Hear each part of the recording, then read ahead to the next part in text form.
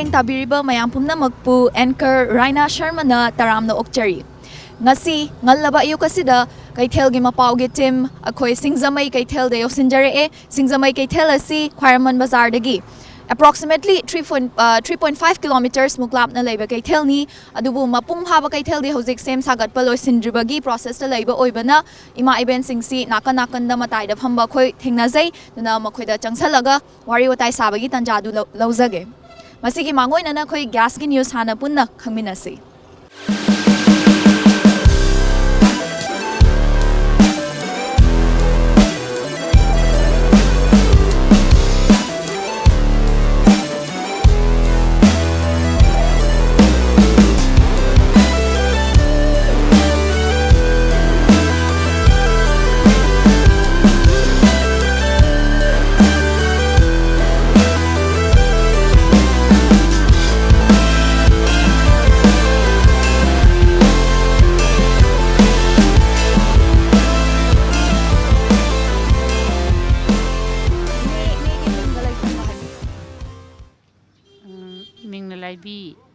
Like from the tenta. Ado sige nga se sige charak pa mamal tak. Sanimal pool. Sina kay Joke sina. Duga sidi. Sina Glasgow. Ado inese sida phambirak padi kyam di kuire. Sahi mga truksur. Chahi mga taru KEITHEL se kam dau bi bage. Adum nungai. Adum nungai. Adum nungai yoli mayam sina adum lady. Potsit laksit su adum nungai ba. Imoy nung matong hindi kayo nungai pi. Kara nungai te. Ado nga sing se ko ine kadai dagi di tupirak page. Tenta dagi adum pure. Tenta dagi. Yamna nungai sai.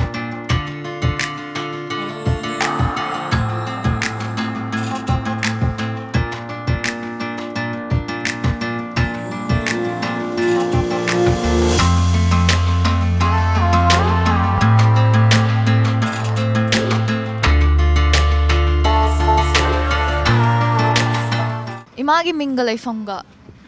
Sana ka we okom lakay day ne.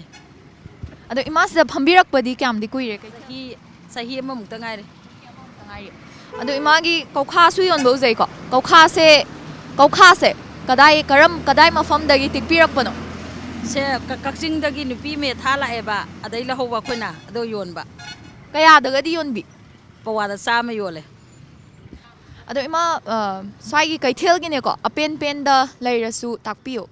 Sai da phami jingje corona marak sida mayam phamjan baje phamaning de do khoi lakai gi oina phamna bane ba ado mi la ala phamjan baje koina ta le chalu ya de aduna akoina ichana khangna ai isa ga leina nga thokna ba dum face mask kuptana dagi noi ke no season na dana dum tawi.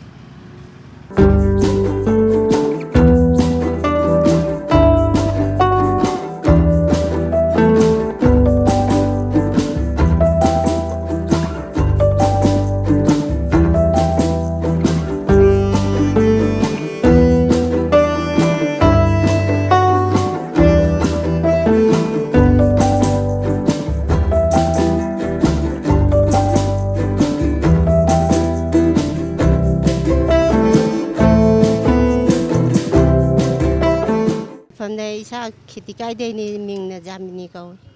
Ado ima sida gulam am uzai ko. Kya de yon bi bage. Gula ji ma kai no chi mang gi jina chama chi yang khai yole. Isana sabi bra na tragana atopa mi de. Isana sabana te atopa mayang la kai dagi lauraga yon ban. Ima do KEITHEL da phambirak pa se kyam di kuirage. KEITHEL phambadi kuire lockdown tawdingai mamangda ubabi samakha khoi gula yola phamami ade lockdown tawbadagi ki dana khoi tha hum thoudre ado paisa di thoktabanina cha de yadabanina kamai tawsige na sum tawre SINGJAMEI ji da lockdown tawbadagi sida khaga thoaga yol Posit laksit tima kamdau bi bage. Potsipadi bazaar da phamingai da yam sile sida di potsit yam halle adu upai leitabani adum nomagi khraga da ju thoga ju kaina tauna baina mai tora tholakpani.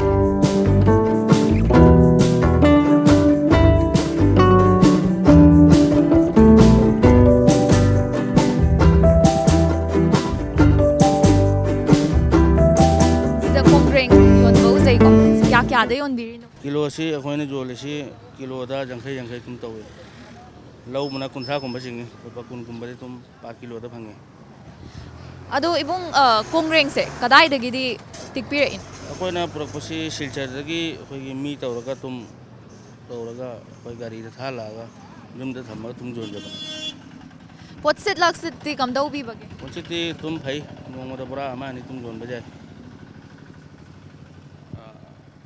ꯆꯥꯏꯔꯒꯗꯤ ꯕꯣꯔꯥꯁꯨ ꯊꯥꯏ ꯑꯩꯈꯣꯏꯅ ꯂꯂꯣꯟꯕꯤꯁꯤꯡꯗ ꯀꯣꯡꯒ꯭ꯔꯦꯡ ꯅꯠꯇꯕ ꯑꯇꯣꯞꯄ ꯄꯣꯠꯀꯗꯤ ꯌꯣꯟꯕꯤꯕ꯭ꯔꯣ ꯏꯕꯨꯡ ꯑꯇꯣꯞꯄꯗꯤ ꯑꯩꯈꯣꯏꯒꯤ ꯁꯤꯖꯟꯗ ꯑꯩꯈꯣꯏꯒꯤ ꯀꯥꯂꯦꯟꯗꯅ ꯂꯐꯣꯏꯒꯨꯝꯕ ꯇꯧꯕ ꯏꯪꯕ ꯁꯤꯖꯟꯅꯤꯅ ꯂꯐꯣꯏ ꯁꯤꯠꯇꯃꯤꯅ ꯀꯣꯡꯒ꯭ꯔꯦꯟꯒꯨꯝꯕ ꯑꯃ ꯏꯟꯁꯥꯡ ꯅꯥꯄꯤ ꯑꯗꯨ ꯇꯧꯖꯕ ꯀꯩꯊꯦꯜꯁꯤꯗꯤ ꯀꯝꯗꯧꯕꯤꯕꯒꯦ ꯌꯥꯏ ꯅꯨꯡꯉꯥꯏ ꯃꯤꯁꯨ ꯀꯌꯥ ꯂꯥꯛꯇ꯭ꯔꯦ ꯀꯣꯚꯤꯗ-19 ꯑꯣꯏꯈꯤꯕꯗꯒꯤ ꯀꯌꯥ ꯂꯥꯛꯇ꯭ꯔꯦ ꯐꯝꯃꯦ ꯈꯔ ꯍꯧꯖꯤꯛ ꯃꯤ ꯐꯝꯅꯩ ꯑꯩꯈꯣꯏꯗꯤ ꯅꯣꯡꯃꯅ ꯁꯤꯗ ꯐꯝꯃꯤ ꯅꯣꯡꯃꯅ ꯁꯤꯗ ꯐꯝꯕꯀꯣ ꯅꯣꯡꯃꯅ ꯕꯖꯥꯔꯗ ꯅꯣꯡꯃꯅ ꯁꯤꯗ ꯅꯣꯡꯃꯅ ꯂꯤꯂꯣꯡꯗ ꯆꯥꯏꯔ ꯅꯣꯡꯃ ꯐꯝꯕꯩ ꯋꯥꯅꯤꯗ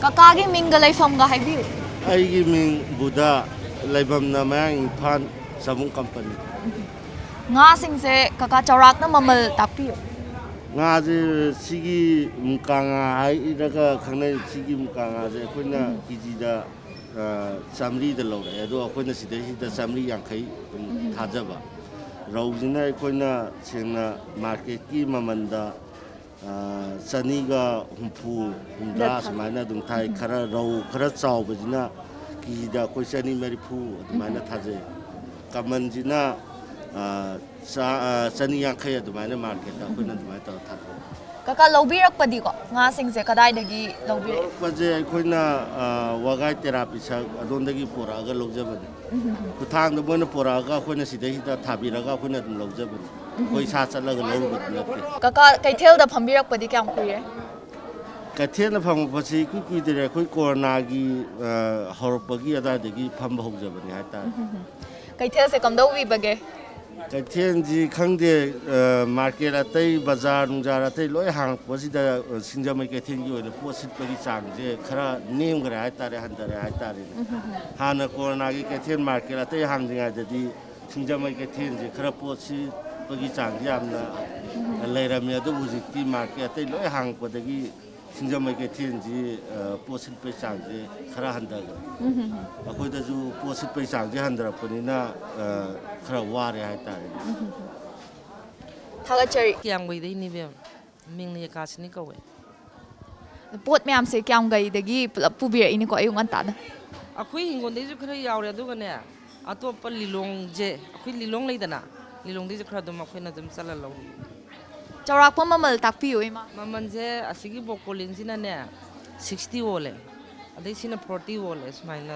ꯌꯣꯜꯂꯦ ꯅꯣꯡꯃꯪꯒꯥꯁꯦ ꯀꯅꯥꯒꯨꯝꯕꯅ 10ꯒꯤ ꯄꯤꯔꯁꯨ ꯑꯗꯨꯝ ꯄꯤꯔꯦ 10ꯒꯤ ꯄꯤꯔꯁꯨ ꯑꯗꯨꯝ ꯄꯤꯔꯦ ꯃꯥꯒꯤ ꯐꯤꯛꯁ ꯃꯃꯜ ꯑꯔꯦꯞꯄ ꯂꯩꯇꯦ ꯏꯃꯥꯒꯤ ꯍꯤꯡꯒꯣꯜꯗꯒꯤ ꯍꯦꯛꯄꯤꯔꯛꯄ꯭ꯔꯥ ꯅꯣꯡꯃꯪꯈꯥ ꯁꯤꯁꯨꯅꯦ ꯑꯩꯈꯣꯏꯗꯤ ꯈꯔ ꯁꯨꯝ ꯍꯦꯛꯂꯛꯑꯦꯕꯀꯣ ꯑꯗꯨꯒ ꯁꯥꯏꯠꯇꯩ ꯈꯔꯁꯨ ꯑꯗꯨꯝ ꯂꯧꯔꯛꯄ ꯏꯃꯥꯁꯤꯗ ꯐꯝꯕꯤꯔꯛꯄꯗꯤ ꯀꯌꯥꯝ ꯀꯨꯏꯔꯦ ꯑꯩꯁꯦ ꯀꯣꯔꯣꯅꯥ ꯍꯧꯔꯛꯄꯗꯒꯤꯗꯤ ꯐꯝꯗ꯭ꯔꯦ ꯑꯩꯈꯣꯏꯒꯤ ꯑꯦꯄ꯭ꯔꯤꯜ ꯃꯦ ꯑꯗꯥꯏꯗꯩ ꯐꯝꯕ ꯍꯧꯔꯦ ꯑꯗꯨ ꯀꯩꯊꯦꯜꯁꯦ ꯀꯝꯗꯧꯕꯤꯕꯒꯦ ꯅꯨꯡꯉꯥꯏꯕ꯭ꯔꯥ ꯀꯩꯊꯦꯜꯁꯦ ꯅꯨꯡꯗꯤ ꯌꯥꯝ ꯅꯨꯡꯉꯥꯏꯕ ꯀꯣꯔꯣꯅꯥ ꯃꯅꯨꯡ ꯑꯩꯈꯣꯏꯒꯤ ꯍꯧꯖꯤꯛꯇꯤ ꯄꯣꯠꯁꯦ ꯈꯔ ꯆꯠꯄ ꯋꯥꯠꯂꯦꯕꯀꯣ ꯑꯗꯨꯒ ꯀꯣꯔꯣꯅꯥ ꯍꯧꯔꯛꯄ ꯑꯗꯥꯏꯗꯗꯤ ꯈꯔ ꯌꯣꯟꯕ ꯑꯗꯨꯝ ꯅꯨꯡꯉꯥꯏ ꯍꯧꯖꯤꯛꯇꯤ ꯈꯔ ꯑꯩꯈꯣꯏꯒꯤ ꯂꯩꯔꯛ ꯈꯨꯜꯂꯪ ꯃꯌꯥꯝ ꯁꯨꯝ ꯃꯤ ꯄꯣꯠ ꯌꯣꯟꯅꯔꯛꯄꯅꯤꯅꯅꯦ ꯄꯣꯠꯁꯦ ꯆꯠꯄ ꯈꯔ ꯋꯥꯠꯂꯦ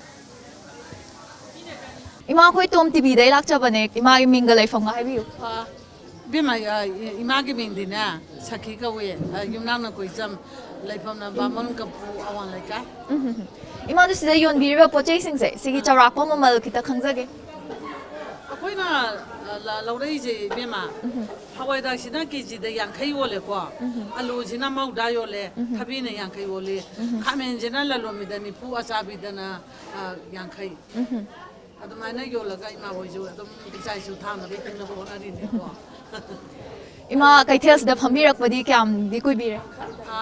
Saurana ibema ima sahi nipan mapala dai maharamani.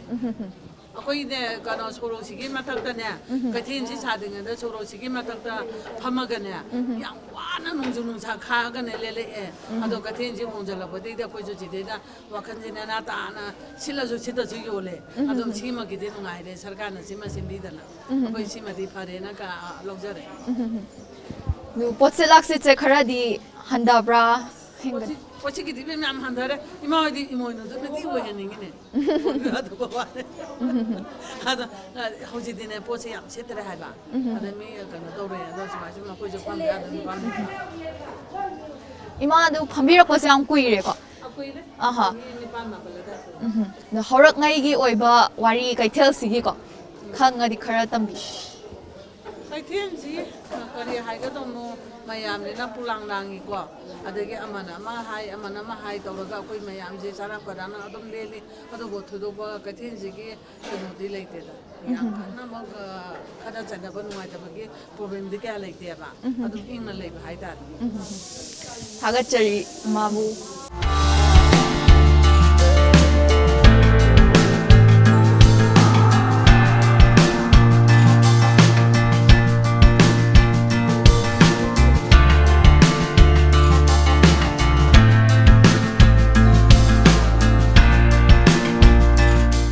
Imagi mingalay from gahabi. ꯑꯩꯒꯤ ꯃꯤꯡꯗꯤ ꯕꯥꯁꯤꯈꯣꯡ ꯀꯣꯡꯕ ꯏꯔꯣꯡꯗꯒꯤ ꯑꯃꯨꯁꯅꯥ Mas da yoliba pochai singse. Manama sing sigi charak mamal takpiyo. ꯁꯤ ꯑꯍꯥꯟꯕꯗꯗꯤ ꯃꯁꯤ ꯀꯩꯅꯣ ꯀꯦꯖꯤꯗ ꯅꯤꯐꯨ ꯑꯣꯜꯂꯝꯃꯤ ꯍꯧꯖꯤꯛꯇꯤ 30 ꯈꯛꯇꯪ ꯑꯣꯜꯂꯛꯑꯦ ꯑꯗꯒꯤ ꯁꯤꯅ 10 ꯌꯣꯜꯂꯤ ꯍꯪꯒꯥꯝ ꯃꯄꯨꯟꯁꯤꯅ ꯁꯤ ꯏꯃꯥꯒꯤ ꯍꯤꯡꯒꯣꯜꯗꯒꯤ ꯃꯛꯇꯅꯤ ꯏꯃꯥꯅ ꯋꯥꯅ ꯊꯥꯖꯔꯒ ꯀꯩꯊꯦꯜꯁꯤꯗ ꯄꯨꯔꯛꯄꯅꯤ 이마기 hingon데게 로이나박니 마시 타바 마tam데 얌나 와이 힝나나바 호나바다 아무수 아코이나 누사기 메사나 랑기네 하이다나 시기네다나 아무 kainona akhoi waru kangna bu kupane degi lapu tungana bu kupane adumain toroga hingalaga phajaba ma oire ini mase degi akhoi na makhong somdana khotana yam wana honaraga achowa pambi ma oire ini Ima kaithels da phambirakpadi kyam kuiraga aina kaithen da phama ibase kuire aidi kanodagi phame 1999 dagi phame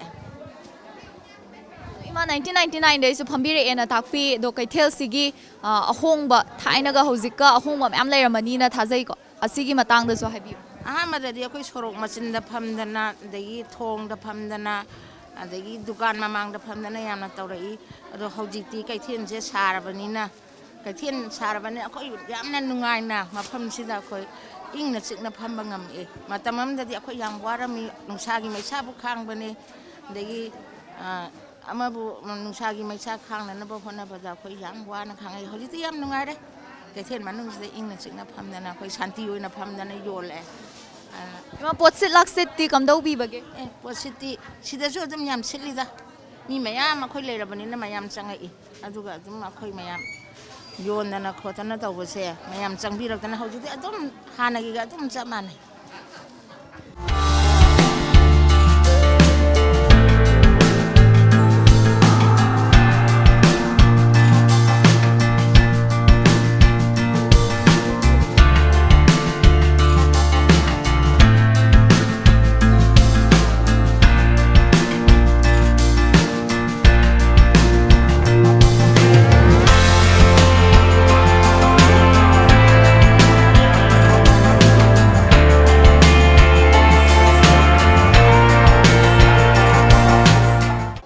Imagi mingalay from gahabi Ay mingbega batik kurajan bega bati sinjamai singa mathak jimunga asmate neba Ima kabok se kya kya de di thabi ge ai sama da tramo traunde thai sama da sam humda da thai makhan manade amata Ima se kabok se isana sabi brana tragana mi atopadagi lawbi aina sabadi nati mingon asaba lobane huji sanga mokten hawai de loi charame huji de anurani na sangam dra mingon asaba loi lobane ba mga tara tunga ako nagadaan kanulaan pa ne baitse.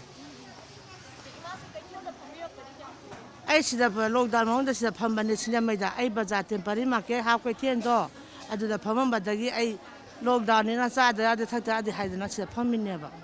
Potsit lakse tikam daw bibage Singjamei Keithel sa. Sinjamay Keithel na nungara. Kara dun jole duni.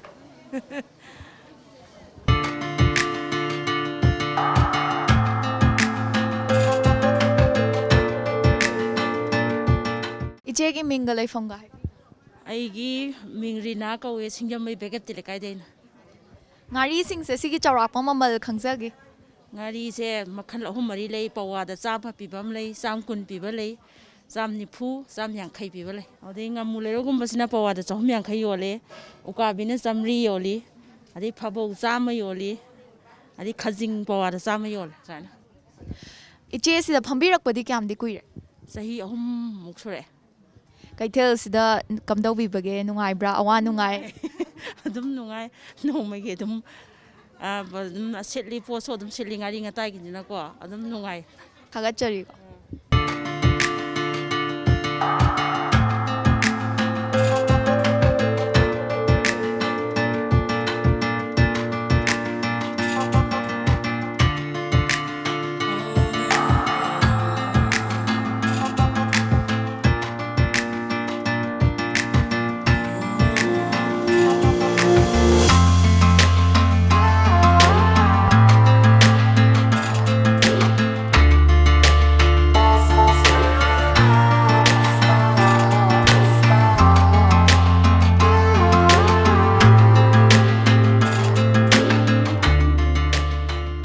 Ngasihi oinadi matang asida Kaithelgi Mapao loisinjage mathanggi episode ta atoppa Kaithelgi Mapao puduna lakjage ngasihi oinadi Raina Sharma na kaina naba yathang